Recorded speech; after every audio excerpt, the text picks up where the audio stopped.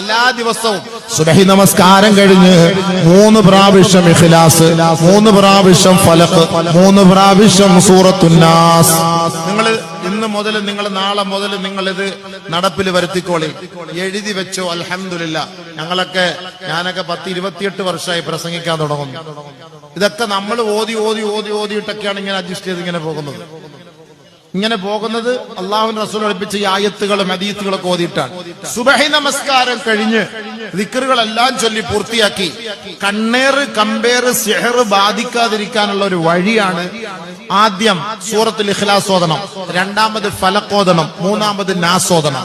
വീണ്ടും ഒന്നും കൂടി ഖുൽ ഹുവല്ലാഹു അഹദ്, ഖുൽ അഊദു ബിറബ്ബിൽ ഫലഖ്, ഖുൽ അഊദു ബിറബ്ബിൻ നാസ്. വീണ്ടും മൂന്നാമത് ഖുൽ ഹുവല്ലാഹു അഹദ്, ഖുൽ അഊദു ബിറബ്ബിൽ ഫലഖ്, ഖുൽ അഊദു ബിറബ്ബിൻ നാസ്. കൈകളിൽ ഊതി ശരീരങ്ങൾ നിങ്ങൾ തടയും. സുബഹിക്കും മഗ്രിബിനും ഈ ലെവലിൽ ഓതണം.